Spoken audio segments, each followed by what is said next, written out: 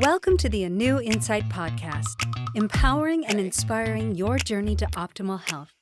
Hosted by Dr. Supatra Tovar, clinical psychologist, registered dietitian, fitness expert, and author of Deprogram Diet Culture. Rethink your relationship with food, heal your mind, and live a diet-free life. I follow my guests' journey to optimal health, providing you with the keys to unlock your own wellness path. Tune in and evolve with us.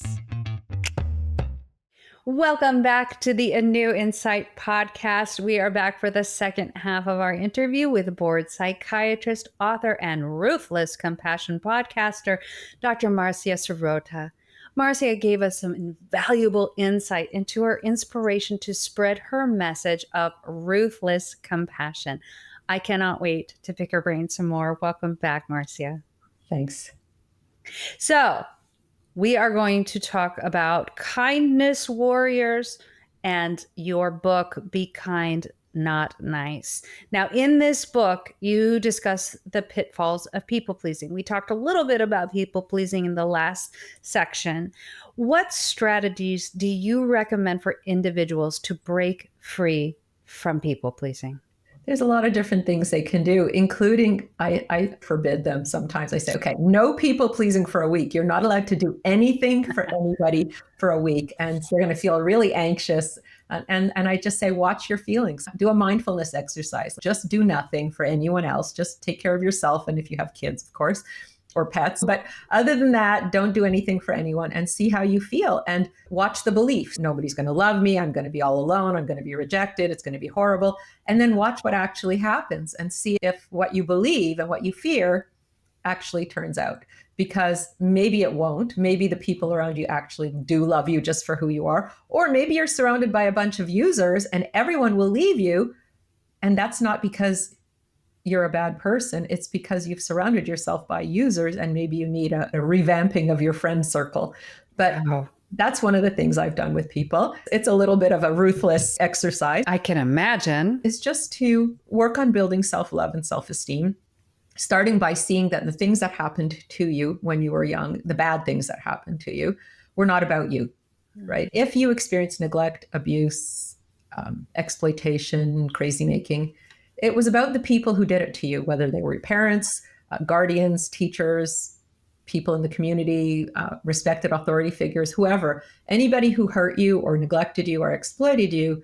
It wasn't about you, it was about them. And that's a message that people have to really work on to disconnect what happened to them with who they are and what they might have deserved. And that's the beginning of building self-love and seeing that they are worthy, they are deserving, they are entitled to good things, not more than anyone else. And there's a basic message I really want to get across to people, which is that because you exist, you are lovable. Every existing entity is lovable. Yes. You know, tree, person, puppy, dog, everybody's lovable. And if we can recognize that there's nothing special about me. Okay, maybe I hate myself, but there's nothing special about me. I'm not different from anyone else. And the question I often ask my patients in psychotherapy is, would you say these kinds of things? Would you think these kinds of things toward anyone else? Oh, goodness, no. Would you talk to anyone the way your inner critic talks to you? Never. I say, what's different about you then? What makes you different from all the billions of people on the planet? Nothing. I go, exactly. You're not that special. You're just like everyone else, which means that you're perfectly imperfect and equally lovable to everyone else. And so when they see how illogical their thinking is, because they would never be that cruel or abusive to anyone, and they would never look down on them in that way, they can see that they're no different. And that helps them to build that self-love, to not take it personally what happened to them, and to see that they're no different from anyone else. That's the foundation of self-esteem. And then from self-esteem, we can work on realizing that people will love you if they're capable of love. I always say love is given freely or not at all. So when people are capable of loving, they will love you. And if they're not capable, there's nothing you can do. And so just be a regular, pleasant human being. And those who are capable of loving you will.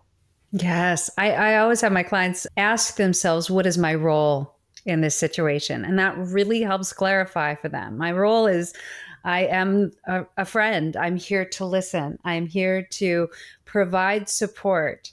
And then we ask, what are you performing outside of your role? I'm doing everything for this person, or I'm always paying, or I'm doing this. Is that your role? And it is not. And I think really clarifying that for people, especially people pleasers, helps them discern what they should give and what they shouldn't give. I'm super curious though, when you do that first exercise with people where they cannot, people please, they're not allowed to give except for where it's absolutely necessary. What do you normally see? Do you see the gamut? I had one patient, she was such an intense people pleaser that she basically lost every single friend. And she had a lot of quote unquote friends, but none of them were friends. They were just users. She lost every single friend, but then she was able to gradually make new friends and have people in her life who actually like her for who she is. But but she also was happy to lose them because she was exhausted and depressed and miserable and angry all the time because she was always having to do so much. So it wasn't working. I've also seen people who stopped doing it and everyone was like, oh, this is much better. I'm glad you're not exhausting yourself because it makes me uncomfortable when you do too much. So they were around compassionate people who are happy for them to do less.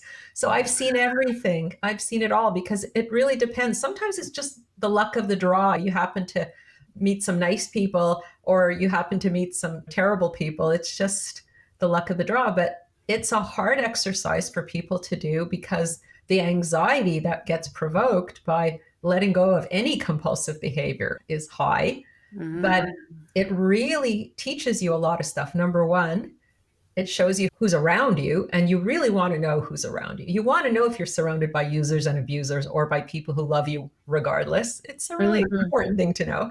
And you also want to know that it's exhausting and it's inauthentic to do it, and it makes you mad and sad and feel bad. So it's just, there's no payoff. Oh my gosh, absolutely. Now, we're talking about being kind, not nice, and you have a term, kindness warrior. Yes. Can you explain what that is and how can we become one? So to me, a kindness warrior is a person who does the right thing, even if it's not the popular thing or even if it's not well understood.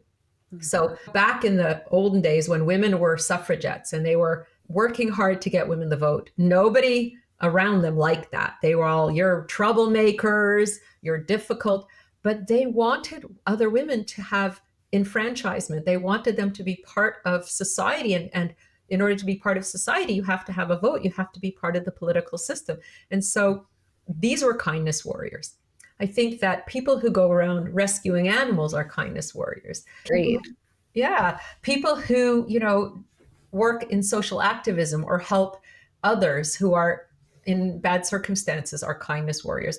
Whenever you take a risk, go out on a limb, say something that might not be the popular thing, but you're doing it out of a place of loving kindness and compassion, that's a kindness warrior because you might get pushback. People might disapprove of you, but you're doing it regardless because it's the right thing to do. And yeah, it takes quite a lot of courage to be a kindness warrior. And you have to have done a little work on yourself so that you can tolerate the pushback, but it's extremely fulfilling. All the studies that have shown that being a giver is much more rewarding than being a receiver. Oh, so, absolutely. I mean, we can say that as being, therapists ourselves. I don't think that there's anything more rewarding than sitting with someone and helping them through something so difficult as trauma or whatever they are going through. I think I just never heard it termed as kindness warrior. And I think how you're delineating it is that you may have to do things that are harder. Yeah. You may have to fight certain battles in order for people or animals to be safe, but you're doing that from deep levels of kindness and compassion. And for example, I do cat rescue and I say to my friends, it's not for the faint of heart because there's a lot of sad stories, right? And so you have to be a bit of a warrior because you have to also be strong and willing to tolerate outcomes that are not the ones you want or just the sadness of the situation.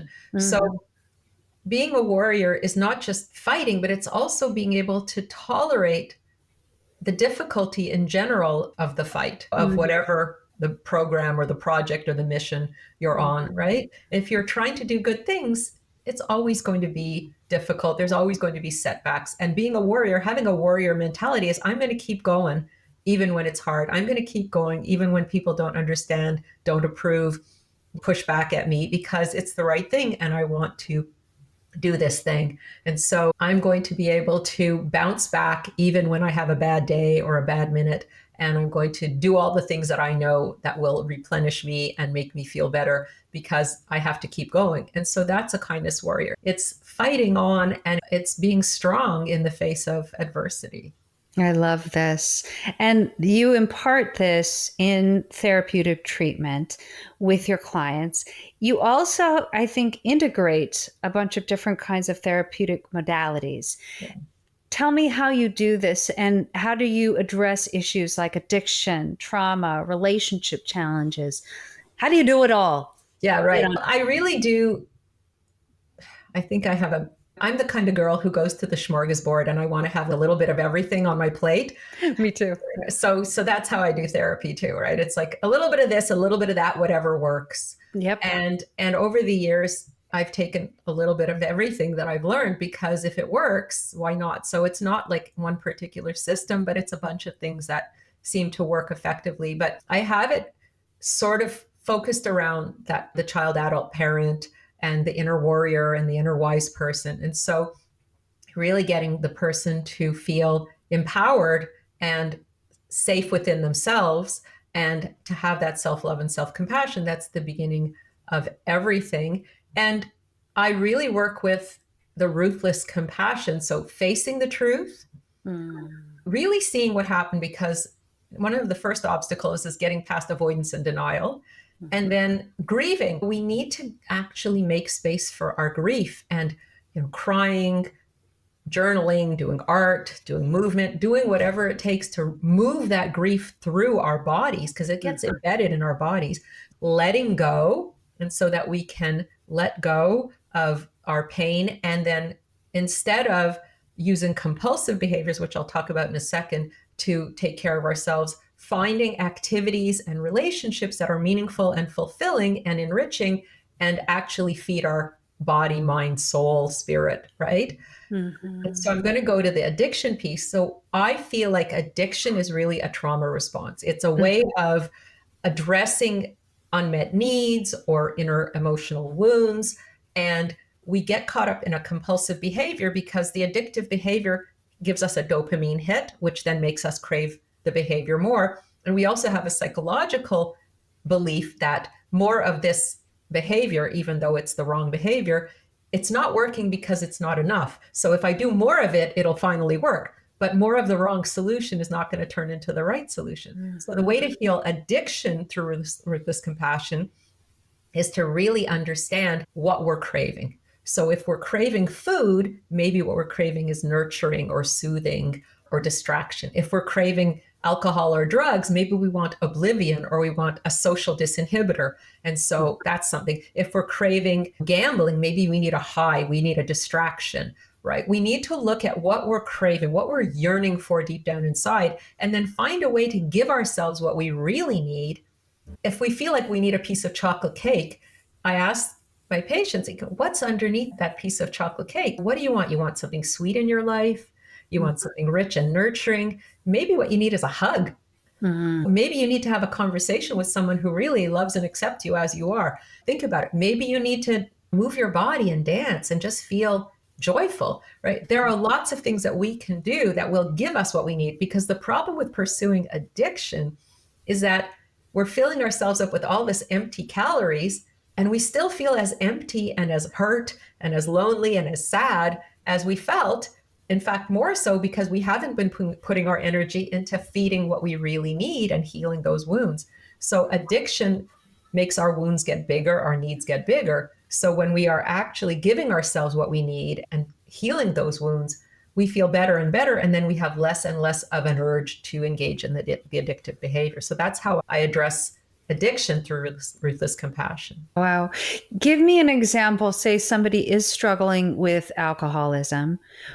What's the first step that they would need to take if they've gained this awareness? Okay, I am doing this because I want to escape from stress. Well, I think you have to have kind of multidisciplinary approach because they also have a physical addiction. So they have to work on the physical addiction part, right? They got to detox safely so that they're not having physical cravings, because you can talk and talk, but if you're having physical cravings, you're fighting a losing battle. So you have to deal with the physical part always. And even if it's not a quote unquote typical physical addiction, that dopamine response in our brain gets set up. So any kind of compulsive behavior becomes a physical addiction in our brain. So you got to deal with that. You have to detox off of whatever it is you're doing. How do they do that? Well, there's lots of different ways. You can do a detox program, you can do rehab, you can do a supervised detox through an inpatient or outpatient center. There's lots of different ways for people who don't have a typical addiction. There's groups that you can go to, hospital programs, different programs that help you sort of detox off your addiction of choice. And then I would work on self-trust, because if you want to escape, it's because you don't trust yourself to face the truth. So my first step in dealing with any kind of pain or need is face the truth. So you want to escape because you don't feel that you're capable. You don't feel like you're strong enough. So helping the person to understand that they are actually not that helpless child that they once were when they were experiencing trauma. So they're still identified with it.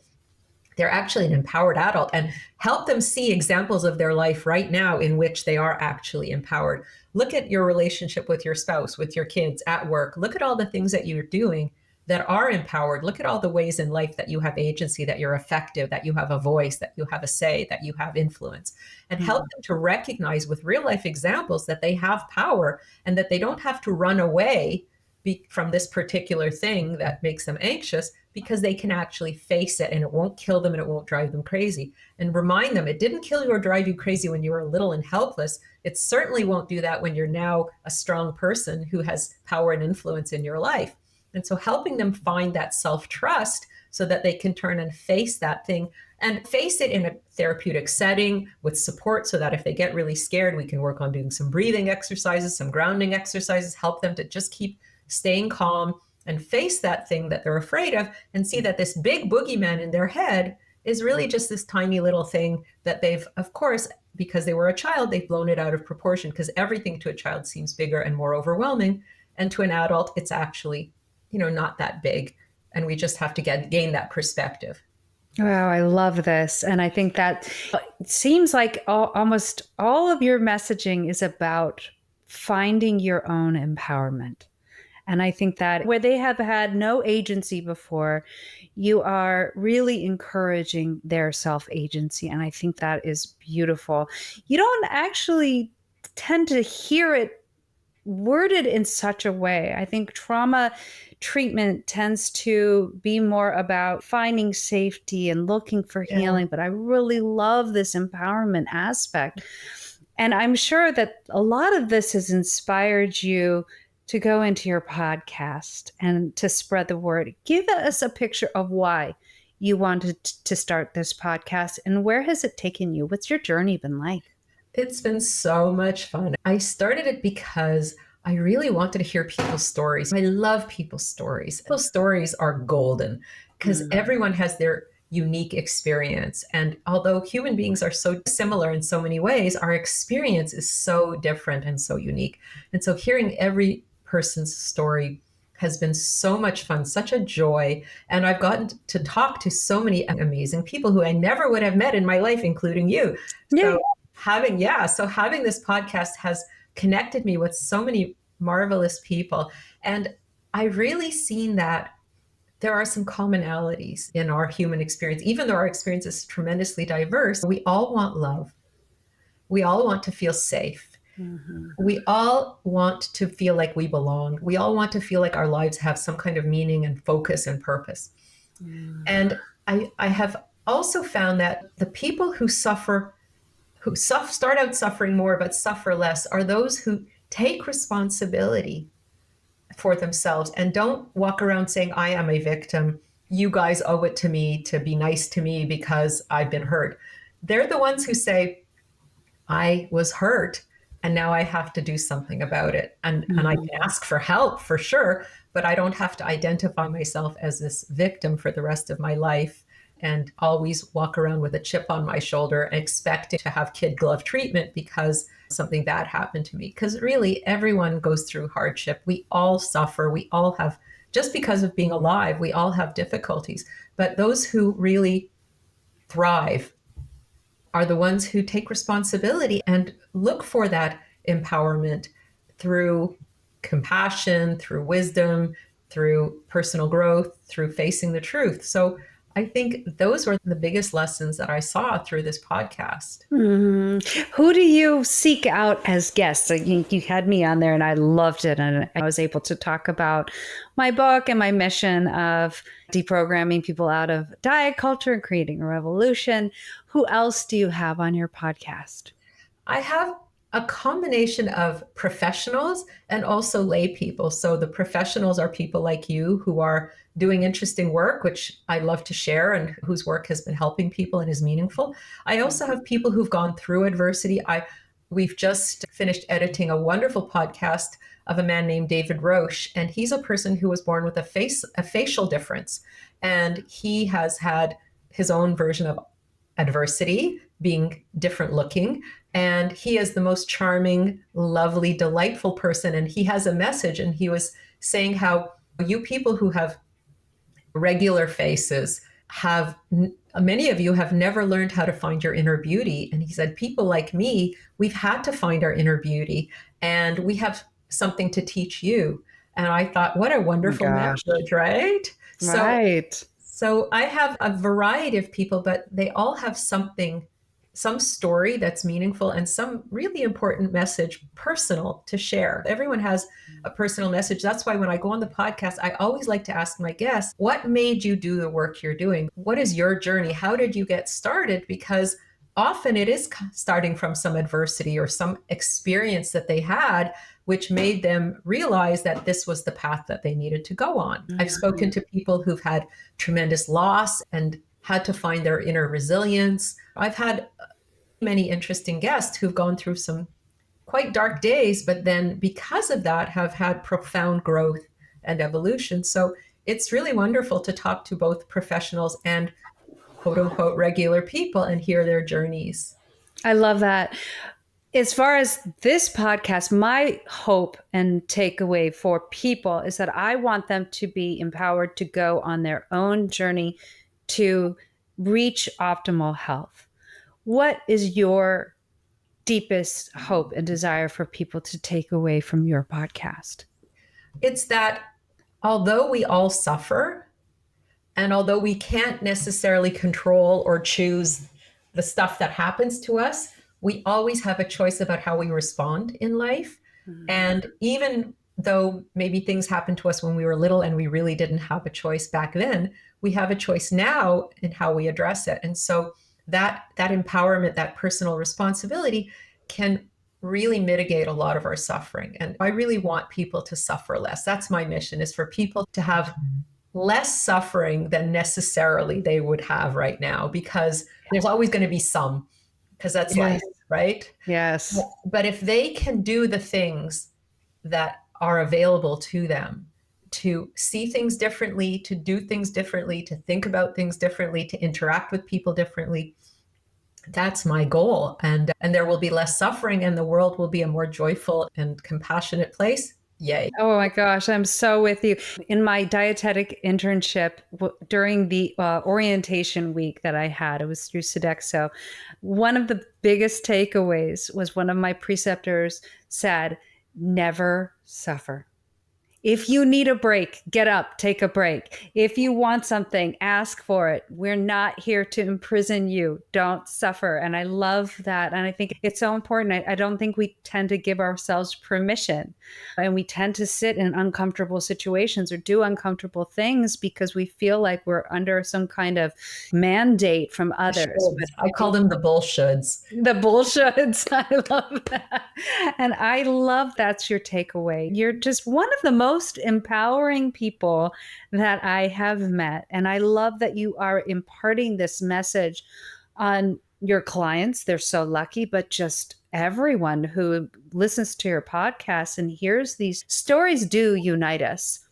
And I think really being able to empathize and hear other people's stories help inform ours. So I'm so happy that you're out there doing this for people and that you get to spread this message of kindness and ruthless compassion. Tell people how they can get a hold of you, work with you, follow you. Give us all the info. Well, they can go to my website, and it's marciasirota.md.com. So MD for medical doctor. And I have pretty much everything there. And they can sign up for my free biweekly newsletter where I curate content. So there's always fun content. I have 2 podcasts, actually. I have another podcast called Real Mental, REEL Mental, where I speak with film people about current films, and we talk about the psychological aspects of the film. So do they get it right? Do they get it wrong, these films? And how do they portray mental health? Because I think that we can really see ourselves through those kinds of stories as well. So there's lots of content up there and lots of fun stuff. And yeah, they can find pretty much everything there. And yeah, I have a YouTube channel. I have so much stuff, TikTok, everything.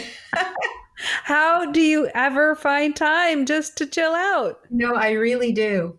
I'm very lucky. I'm not good in a lot of stuff, but I've always been good at time management for some reason. And so I always carve out time to rest.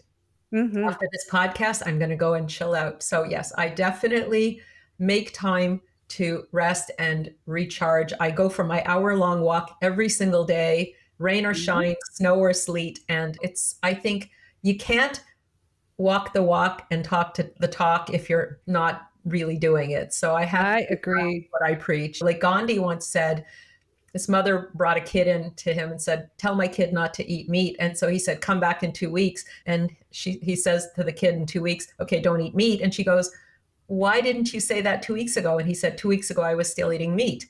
So he wanted to walk the walk and talk the talk. So wow. I'm not comparing myself to Gandhi. Let me just say that. But I like his message. I like the course of try to practice what you preach. And I don't think he would mind you comparing yourself to him. And I am totally in agreement with you. I have what I call militant self-care. It's militant because it's mandatory. And I feel like if I don't complete it, and it is pretty extensive, I'm going to admit, I don't feel like I have what I need to give to my clients, to my family, to my pets, nothing. So that's behind this warrior to yourself. Yes. And I think if women especially can pick up on that message to put the oxygen mask on themselves first, take care of themselves, feed themselves well, move their bodies, they are so much better able to take care of everyone else. And so you do walk the walk, you do talk the talk, you do everything, Marcia. Oh my gosh. There's kind of nothing that you don't do. And I admire that so much. I could talk to you forever and ever, but I'm going to go let you have your nap or whatever it is that you need to chill out after this. Thank you so much for joining me, Marcia. Thank you. It's been so much fun talking with you again. Yay. Well, we'll have to do it again soon. And I really want to talk about the movie podcast that you have, because that's so interesting. And we could go on for hours about different shows, The Substance being one of them that I just watched. Oh my gosh. Okay, everybody, we're out of time. Tune in next time for the next exciting episode of the ANEW Insight Podcast. We are looking forward to our next interview, and I'll see you next time. Thanks for tuning into the ANEW Insight Podcast. Please remember, the content shared on this podcast is for entertainment purposes only and does not constitute medical advice. You can find us anywhere podcasts are streaming, on YouTube at my.anew.insight and at anew-insight.com under the ANEW Insight Podcast tab. And follow us on our socials at my.anew.insight on Facebook, Instagram, TikTok, and Threads for more updates. Tune in next time and evolve with us.